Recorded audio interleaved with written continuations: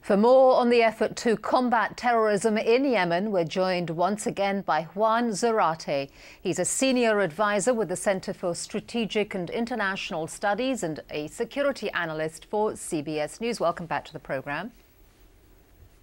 Thank you, Daljit. Thanks for having me. Now, during the weekend, John Brennan, the president's top counter-terrorism advisor, said that there are several hundred al-Qaeda fighters who are operating in Yemen. How hard do you think it is to get them?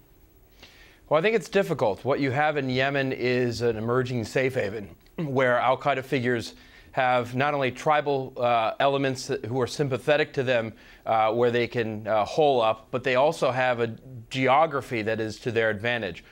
Some of them are in the mountains, some in the deserts, in a country in which the central government does not have full control over the territory.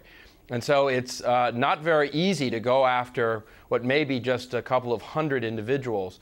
But I think that's what we've seen the Yemeni government with U.S. assistance trying to do over the past couple of weeks. Now, we heard the president saying that he warned of retaliation for the failed bombing attack, an attack that was apparently orchestrated in Yemen.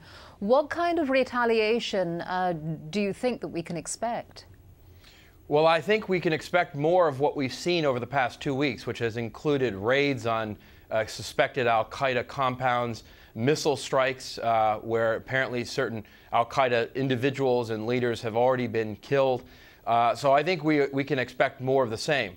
I think troubling, though, has been the recent embassy closings, not only the U.S., but the U.K., France, Germany, and Japan now as well, demonstrating that al-Qaeda continues to be a threat both in Yemen to our interests as well as abroad. No doubt this will be seen by the extremists as yet another front in the war against the United States and our Western allies. A former FBI agent who served in Yemen suggested in a New York Times op-ed piece this weekend that al-Qaeda fighters who were captured in Yemen were often released by the government. I mean, can the Yemeni government be trusted to crack down?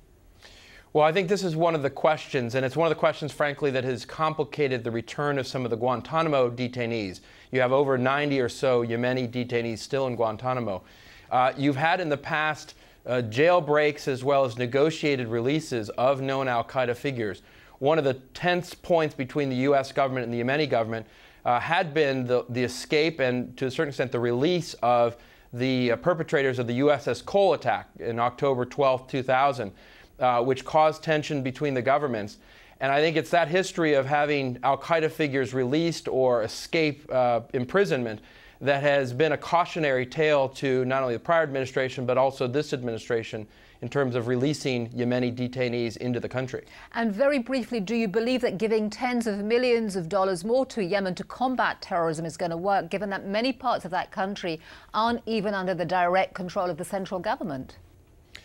Well, it's a difficult problem, but I think you have to work through the Yemeni government in some way, capacitating it to take on the al-Qaeda elements that are emerging in Yemen. But you also need the Saudi government, you need the Emirates, the UAE to be involved. This is a problem in their backyard that needs to be addressed, and the U.S. needs to be part of the solution, but other countries, as well as Yemen, have to take the lead. All right, Juan Zarate, thank you very much for joining us.